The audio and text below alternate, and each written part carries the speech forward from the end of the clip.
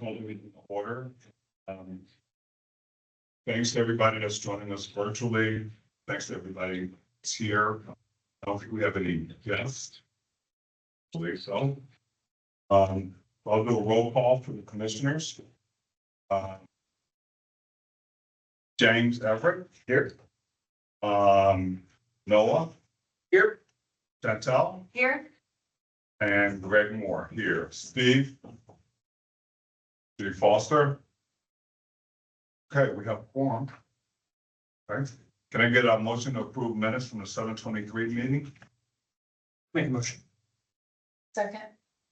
Okay, all those in favor, well, no deletions, additions, what have you, any concerns? All those in favor, please say aye. Aye. Those opposed? Okay. Minutes are approved, thank you. We're gonna divert a little bit here. We're gonna open it up for comments from any of our visitors or anyone that's online. If you have any comments, questions, or anything like that, we'd like to give you an opportunity now to sort of raise them as opposed to waiting until the very end of the meeting. And we're really glad that you're with us. Anyone? If you're fumbling with your mute dial, I'll give you 15 seconds. And it may not be the only opportunity if they want to raise a question later. Okay, we're gonna move on from that. This doesn't preclude anybody who's attending virtually from asking questions after later on in the meeting, but we wanted to give you an opportunity to put up front. Brandon, are you there? Yes, sir. Good. All right, thanks, and why don't you take us through the commission calendar? Okay. So starting off with the remainder for August, we have on the 18th, the EMT Academy will be starting. On the 27th, we have our next Civil Service Commission meeting. And on the 28th, we have a physical agility. Going into September, we have a physical agility on the 8th. On the 10th, we have our Civil Service Commission meeting. Going into that next week, from the 15th to the 23rd, we have our Police Sergeant Assessment Center. On the 24th, we have our Civil Service Commission meeting. And then on the 29th, the Entry Level Fighter Academy starts, as well as a physical agility. And that concludes our calendar for today. Please note that some dates are subject to change. Okay, anybody have any questions for Brandon? Brandon, thank you. Now we have some internal housekeeping. We're gonna have our election for board president. I'm gonna turn this over to Noah. No. Who? Well. Oh, Noah, sorry. I know. I don't know. Are there any nominations for the president? I will nominate Greg Moore. Is there a second? Second. I'll second the motion. Are there any other nominations for president? Nominations are closed. Let's move to the vote. All in favor of Greg Moore serving as commission president, say aye. Aye. I have to vote too. Aye. I guess I should have asked you. Any opposed? Seeing none, Greg Moore is approved as commission president. I'll turn it back over to the president. Thank you all. It's really great. It's unanimous. I like that. And then it's my duty to designate a board vice president, and I would like to designate Steve Foster as the vice president for the rest of this year by commission rules election in January, again, for the presidency. So nominate, designate Steve Foster. That's good. The rest of the year. All there's no. Right. And he's not here to Unless. He doesn't have a choice. And that's what happens when you're not. I believe he wants that. That's definitely what happens, though. Board updates,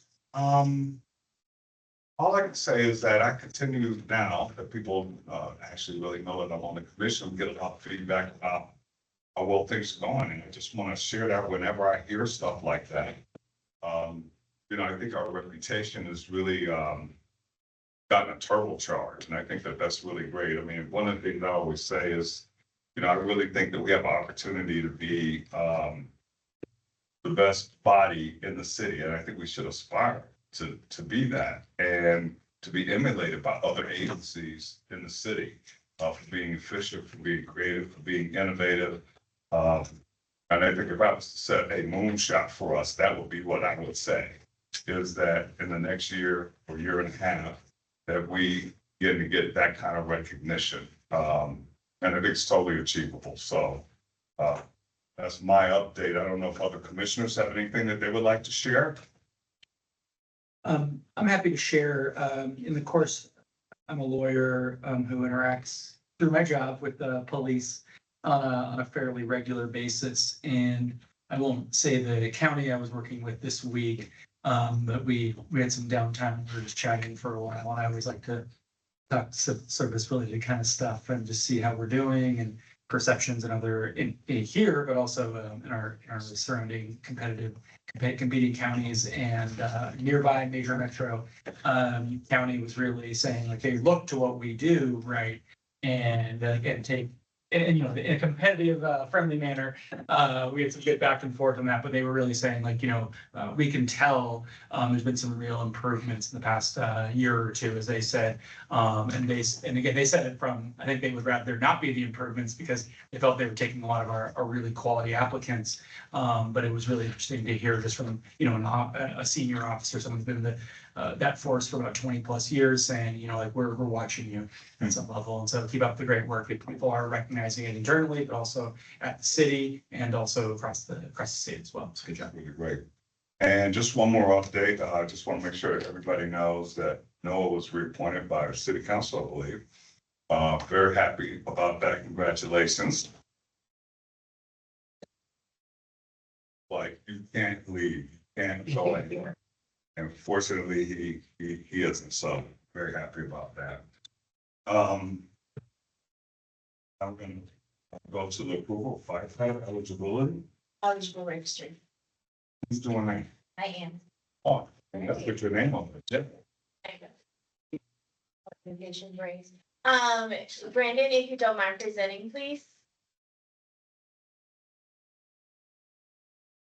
Thank you. And so this is just procedurally, I know that I've spoken with a couple of you guys, and it is not in our rules that the commissioner, the Board of Commission approves the eligible register for promotional activities, but procedurally, it was outlined that we need to give the board a sort of information on how the assessment center process happened.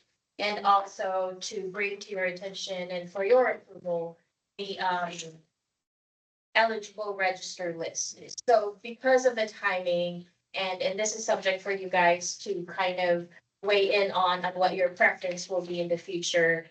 But, with the context of it is not in the rules for you to approve the promotional eligible register, but if you wish to approve it before it gets published, we have to do it in open meeting versus email. So because of the timing and we needed the eligible register list for the recently concluded 2025 firefighter lieutenant promotional exam, we went ahead and provided you guys a copy of the eligible register list and published it on the website. So for this meeting, we would like for you to sort of, I will share with you how the assessment center will be, and then there will be a decision after. So if you can move forward to the next slide, please. All right, so I'm not sure if you can see it, but this is basically the high level process of a promotional exam. It pretty much follows across all of our promotional examinations. So the registration opened for this particular requisition on January 15th, 2025.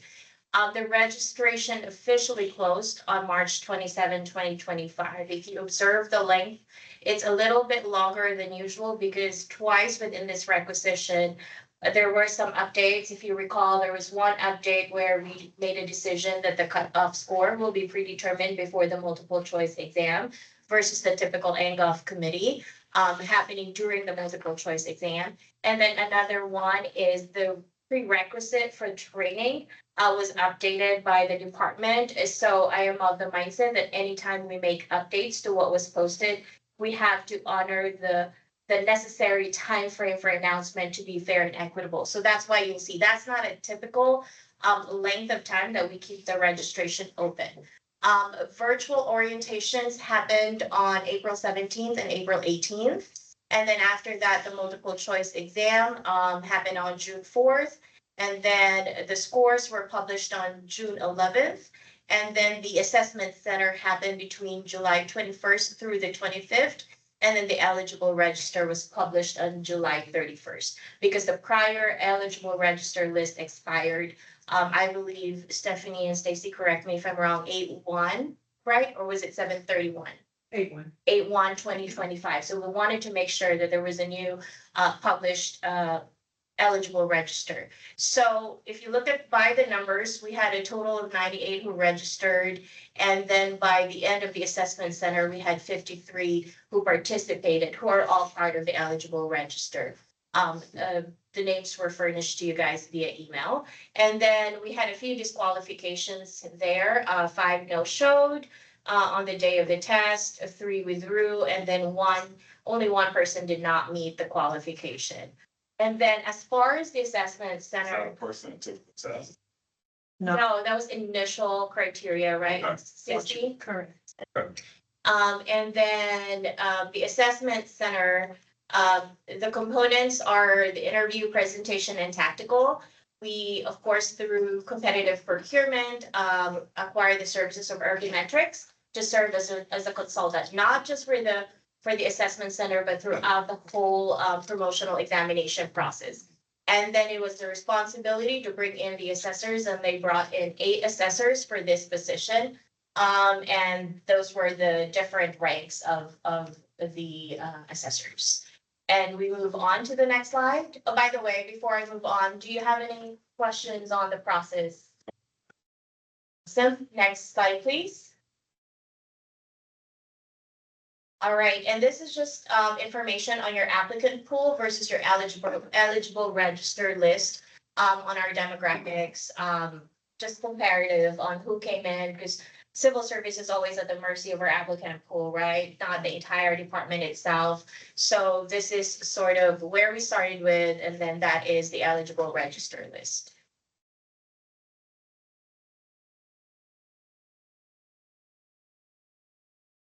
Any questions on this slide?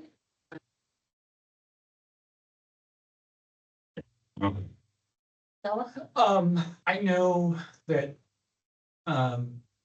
this is maybe years ago now at this point, but, something I guess it's, we, at one point, I think, had no Black female firefighters, and I think that is maybe no longer the case. I remember that at one point, I think it was years ago now at this point. I would be curious, just knowing there was, and again, the number there were, I remember at the time being told that and, being shocked at that, just with our numbers.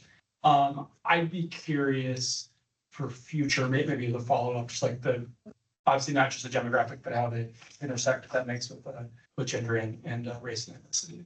Okay, and I know that Chief Fulton and Chief Motor is also online today, so I don't know if they had any comment, if be open to, they had any comment about it. Sure, Grace. Yeah, I wouldn't mind commenting. First and foremost, I'd like to, by the way, I assume you could hear me. My camera is off. I'm driving, so I don't want you looking up my nostrils while I'm getting in an accident. But congratulations to Commissioner President Moore and Vice President Foster. Looking forward to working with you. And hello to all the other commissioners. I haven't had a chance to meet with all of you yet in person, but looking forward to that, hopefully in the near future. In regards to a particular question, yeah, there was an unfortunate time on our department where we had no African-American female firefighters. Currently today, we have 3 that we have on our job. Obviously, diversity is something we're always striving towards. and doing the best that we can to mirror the city that we serve.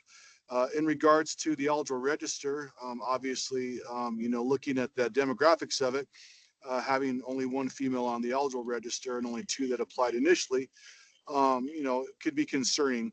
One thing that I would like to reinforce is the fact that, we try to not only ensure that we're hiring the best candidates possible, but as I said earlier, mirroring our city, we have more than double the amount of women on our job in the past 4 years. And the national average is sitting right around 3.5%, and Denver right now is currently sitting at 8%. Obviously, we've grown, we're better, but it doesn't mean that we're satisfied. We do have a lot of female firefighters that are at the rank of engineer. And we've hired probably 40% of the women on our job in the past 5 to 6 years. So obviously the eligibility for them to be able to test isn't quite there, but I am hopeful for the future that these numbers continue to grow and we can be more representative of the organization as a whole. And thank you, Chief Fulton. This is Noah Stout, Commissioner, who asked the original question. And I appreciate that. I was wondering, I'm aware of, and not to, I understand police and fire are very, very different beasts. But if I understand, there's a program the Denver Police run, like Empower Her Academy, which I think is designed to go. Sorry, I think you understand where I'm going with that question. Is there any thoughts of doing something like that? Are there any learnings from that? What specifically can we do to ensure that our demographics more closely reflect Denver? That's a great question. And actually, we've got numerous programs that we started about a decade ago. The first one is we do a youth leadership camp. This was our 9th year of that. We've got a camp that's co-ed for 2 days, and we have firefighters that volunteer their time, and we interact with the kiddos and ensure that they get a chance to see what we do and how fun the job can be. At the same time, we get a chance to empower them and help build them as future leaders. Half of that camp is co-ed. In the middle of the camp, we bring in our EMTs and we teach them first aid and CPR so they can leave with a tangible asset and that certification. And then the second half of it is co-ed, or I'm sorry, is young girls only. Another thing we do is called Project Ignite. We work with Women Firefighters of Denver.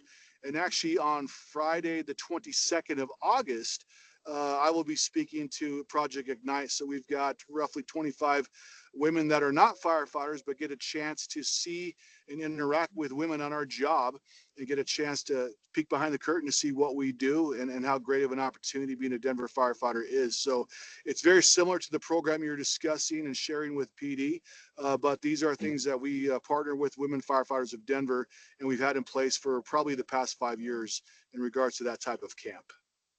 Thank you. You're welcome. Chief, this is Greg Moore. I had a quick question. I'm just curious about how the applicant pool sort of comes together. Does your command staff recruit people to take the promotional exam, or they're all self-selected? You broke up on the second part of the question. The first part I was just wondering whether or not some people are encouraged to apply to take the exam, or do they all just on their own make a determination whether or not to take the exam? To be honest with you, I think it's both. As firefighters, we have groups that we belong to as far as employee groups. I know FIRE, Firefighters Incorporated for Racial Equality, does a great job of mentoring folks through the promotional process at all ranks. We've got professional Black firefighters. We've got WFFD. But as far as command staff, we try to stay neutral. We let people know that, it'd be great to see them move up in the organization. But at the same time, when firefighters become firefighters, we enjoy the job quite a bit. And when you take that next step, as far as leadership and management, sometimes we're not quite in that positions in life where it makes the most sense, especially knowing that as a firefighter, you get a chance to be and work in a firehouse with crews and people that, you view as family. And once you promote, you will be moved to a different position, either in support or in operations. So you can kind of get upended a little bit. But it's a personal thing. But we always try to let people know that, we'd love to see them in these positions. But in the end, I give kudos to our employee groups that do a really good job of mentoring and helping prepare the future leaders of our department. Yeah, just a quick follow-up. I mean, you expressed your disappointment in the number of females that were part of the applicant pool. Were you surprised that so few African Americans? On our job currently, or that applied for the position of lieutenants? Yeah, in the applicant pool for lieutenant. Were you surprised? I'm not certain, and the reason being is all the three African American women that are currently Denver firefighters, we've hired in the last 5 years, so they're not eligible based off of eligibility rules to apply to promote. You have to be in grade. I wasn't asking about females, I'm sorry. I was just saying, just in general, there are only 5 African Americans that are part of the applicant pool. Were you surprised? I am, to be frank with you. I mean, that's an area where, we've struggled for many, many years. Before I became chief, and actually when I was a firefighter, we had a moment in time that I'm not proud of, where it was nearly 6 years in a time that we didn't even hire a single African American firefighter. So these are areas where we continue to try to strive to be better. But obviously, by the numbers on our department, we can definitely take a deeper dive to see, how we can partner with employee groups and other people to actively recruit more in the African American community. So that's something that I paid attention to, and we've been striving towards. But it seems like, we take 1 step forward and 2 steps back at times. Yeah. And thank you. Yes, sir. Anybody else have any questions? Commissioners? Anybody else? All right, next slide, please. So having said all that and a wonderful discussion, decision request for the board today is we are seeking your approval of the Denver Fire Lieutenant eligible register list comprised of 53 names as published on the agency website on July 31st, 2025. This eligible register list will be effective between August 1st of 2025 through August 1st of 2027. For your decisions, Entertain a motion to approve the list, and then we can have a discussion if we need to be. Motion, second motion. Okay. Anybody have any comments, questions, or before we take a vote? I have a procedural question, and this just could be my newness to this process, but so how often does the list get eligible? So those 53 names from now till 2027, can people be added to that list on a rolling basis, or is it only we conduct examinations per position every 2 years. every 2 years? But there could be, I mean, it's within the rules, there could be extenuating circumstances, i.e. if you exhaust the list in the first year, that may happen where we will need to conduct an examination shorter or sooner than the 2 years, but procedure at least. Yeah, okay. So Gracie, just remind me again about the cutoff score. So Brandon, could you move to slide 2, please?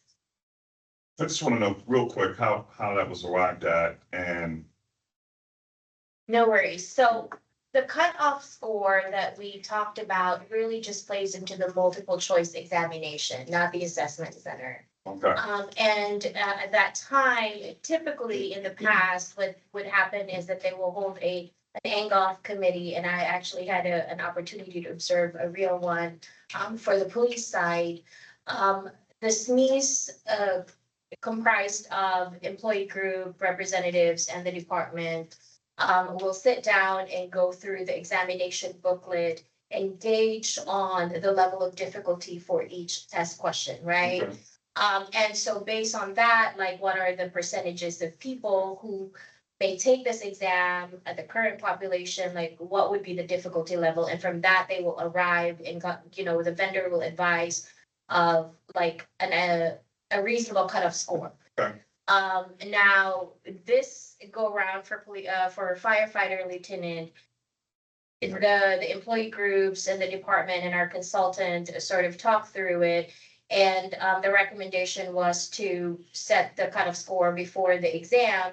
And it was decided that 70, because Chief, if I'm not mistaken, we look back at the past few years, and it was between 65 to 75, right? Were the passing scores or the cutoff scores? Yes, Gracie. Yes, And that so is correct. they landed on, and they agreed on a 70 cutoff score. And the most recent one before that, was that like 65 or was that, do you know what it was? I don't have it at the top of my head. I don't know if Chief Motor or Chief Fulton has it. I do not, I'm driving, so unfortunately I can't Yeah, access that's okay. that, but I just want to make sure all the commissioners know. No, we look back at the 2023 and 2021 scores, and between those 2 years, 1 year was about 65 and the other year's cutoff score was about 75. So for 2025, they Got it. agreed that 70 was a good cutoff. All right, any other questions? All right, if there's no one ready, that's all those in favor of, say aye. I Those opposed? Okay, the motion passes. Thank you. Thank you, chief. yes, sir, you're welcome.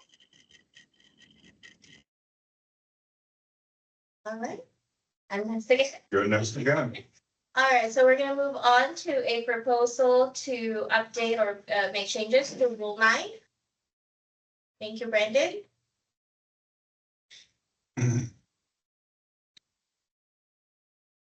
All right, next slide, please. So for this particular rule change proposal, the Civil Service Commission hires for emergency medical technician position on behalf of the Denver Fire Department. Current CSE rules reference length of probationary period for all positions the agency hires on behalf of DFD and DPD. But specific to DFD, CSE rules reference probationary periods for firefighters, fire system technical specialists, and mechanics. It does not currently address probationary period for EMT.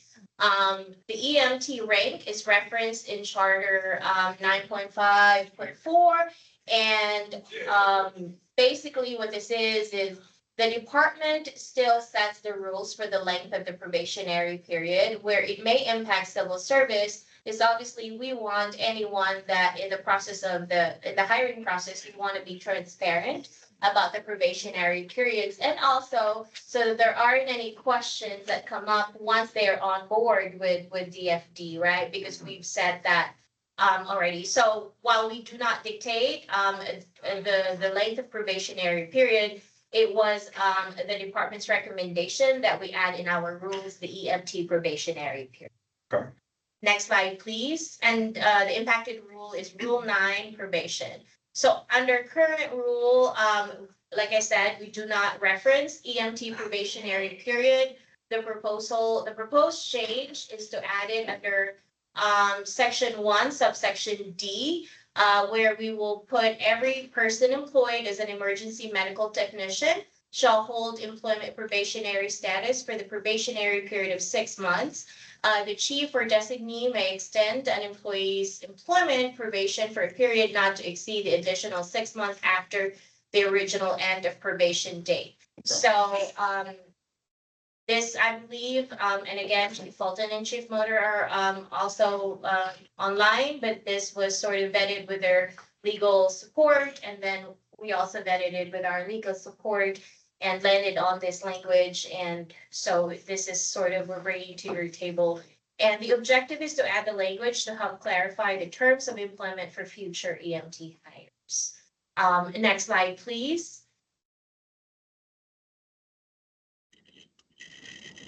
All right, so the current section D of the same rule has a statement that says any notice of appointment for a probationary period shall not shall not require the retention of any appointee.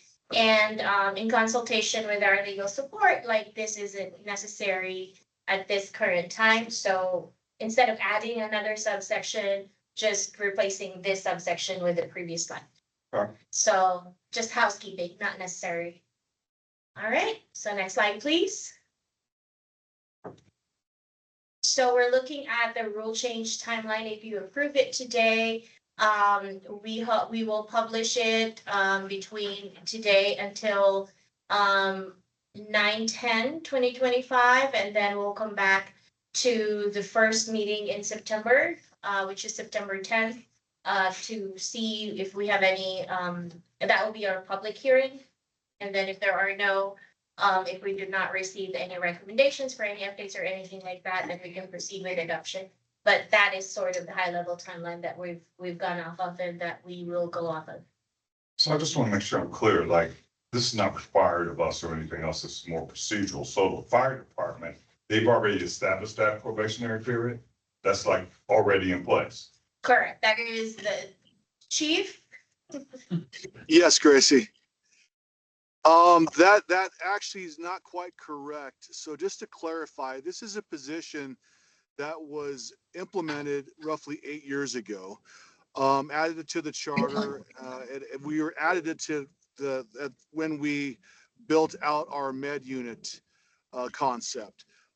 When we went through our contract negotiations this last year, I've had the opportunity while reviewing the prior contract, at the same time reviewing documents from Denver Health on that operating agreement, and then going through civil service rules, found that indeed we had no specific language that spoke to probationary period for EMT.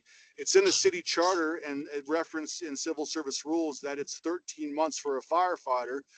We've got probation for 1 year for fire systems technicians, specialists, and mechanics, but nothing in regards to EMT. I brought this to the attention when we were going through negotiations for the contract. And at the time, Local 858 and the city attorneys felt it would best be set in rules of civil service, not in the contract.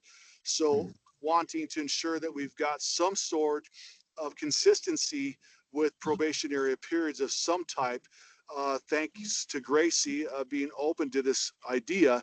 And we brought it to her attention. And then she worked with us on the language, the attorneys, and then now it's sitting in front of you today.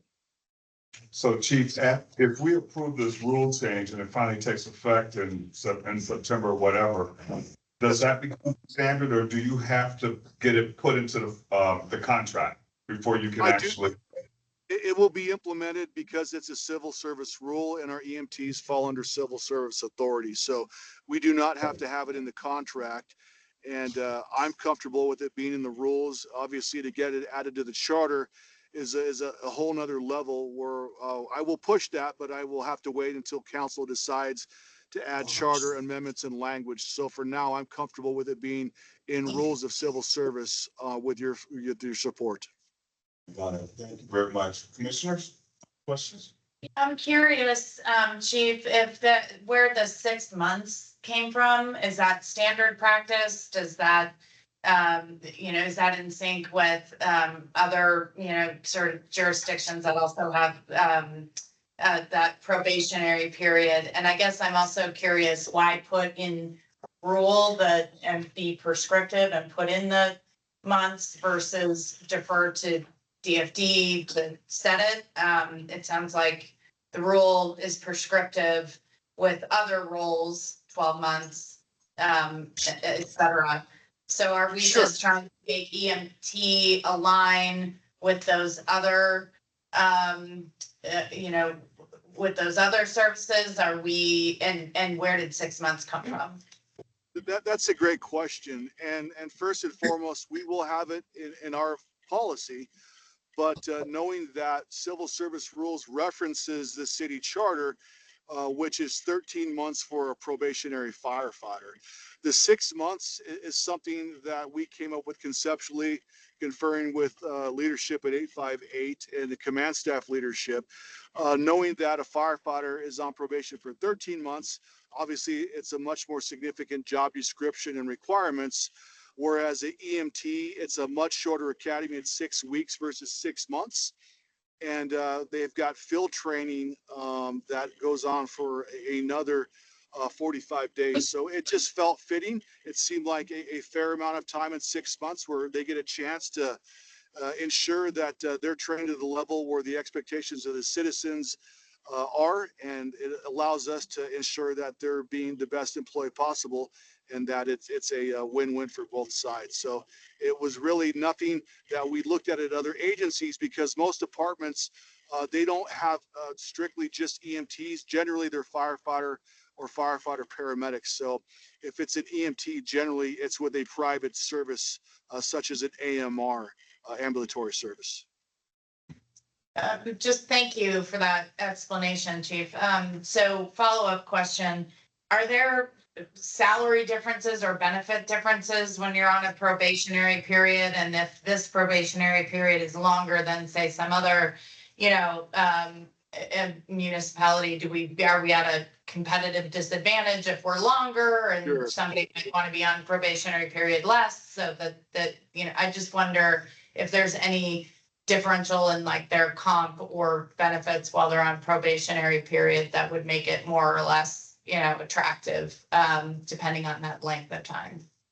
Absolutely. That's a great question. As a firefighter, just to give you a little background, firefighters, when they come in as a 4th grade firefighter, they're paid at 65% of what a 1st grade firefighter makes.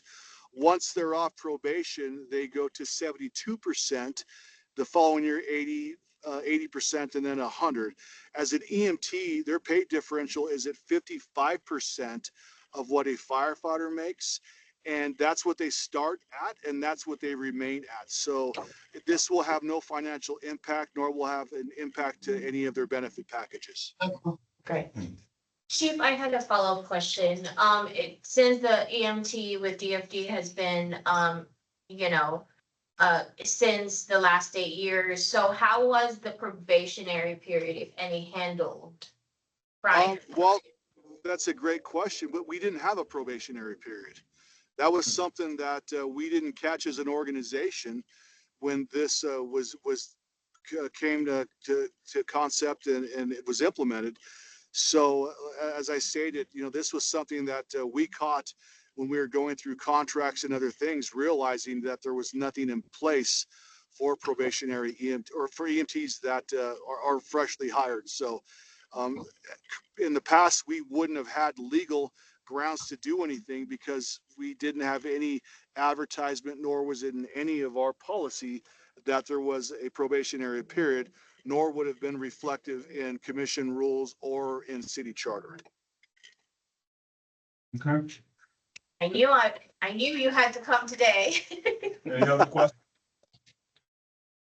Okay, then get a motion to approve rule change. Any other comments? All those in favor, please say aye. Aye. Those opposed? Okay, the motion passes. Good luck, Chief. Thank you, Chief. Thank you, sir. Thank you. Appreciate the support. Okay. Don't think we have any other questions. All right. Now, fun time. We're gonna review our candidates, and Ally, over to you. We're gonna go around in order of the survey here. I'm gonna ask you if you vote to pass the candidates. We'll start with Commissioner Moore, Commissioner Taylor, Commissioner Everett, and Commissioner Stowe. The first candidate, 370469. No. No. No, Candidate 369358. No. No. no,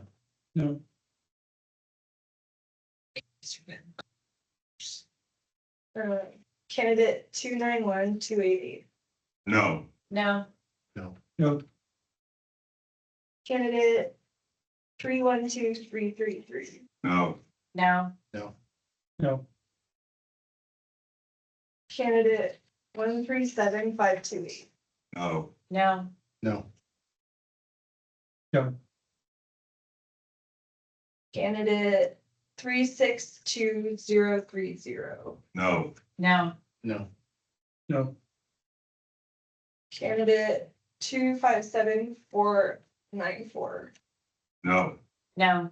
No. no, Candidate 369922. Yes. Yes. No. yes, Candidate 339066. Yes. Yes. Yes. yes, Candidate 13333. Yes. Yes. Yes. yes, Candidate 355990. Yes. Yes. Yes. yes, Candidate 74040. Yes. Yes. Yes. yes, Candidate 344505. Yes. Yes. Yes. yes, Candidate 327054. Yes. Yes. Yes. yes, Candidate 169094. Yes. Yes. yes, Candidate 343837. Yes. Yes. Yes. yes, Candidate 342187. No. Yes. No. no, Candidate 343289. What? That's Okay. it. Yep, 342187. No, we just did We that. just did that one. 343289. Oh, 289. No. Yes. Yes. yes, Candidate 343316. Yes. Yes. Yes. yes, Candidate 26476. Yes. Yes. Yes. yes, Candidate 276666. A provisional, yes. I want to see what the other commissioners. I said yes, but I see your note. No.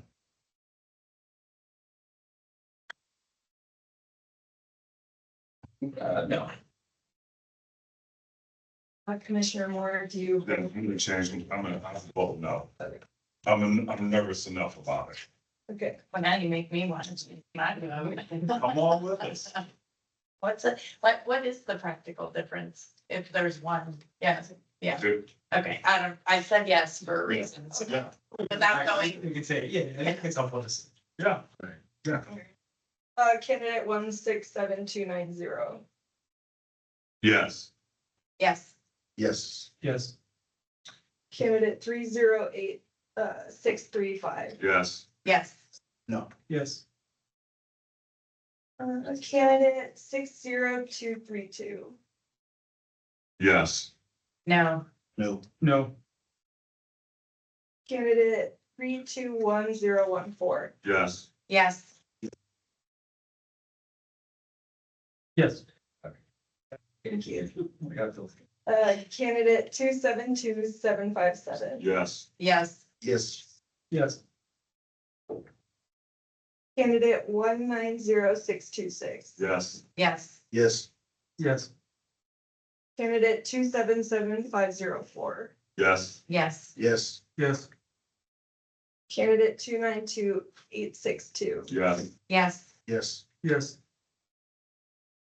Candidate 311553. Yes. Yes. Yes. yes, Candidate 257474. Yes. No. Yes. yes, Candidate 338608. Yes. Yes. Yes. yes, Candidate 342209. Yes. Yes. No. yes, Candidate 344105. Yes. Yes. Yes. yes, Candidate 343439. Yes. Yes. Yes. yes, Candidate 342761. Yes. Oh, sorry. Oh, yeah. Yes. I thought we skipped one. Yeah, I did too. Yes. Yes. And I said yes. Okay. Yeah.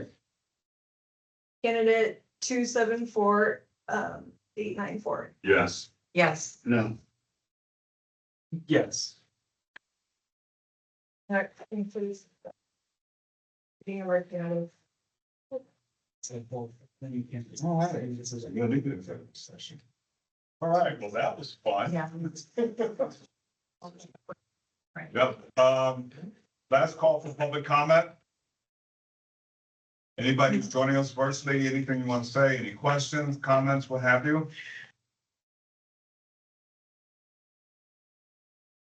Okay, well, hearing none. Entertain a motion to adjourn this meeting. We don't need an executive session. All right. Thank you all. Good to see everybody. Thanks. Very good.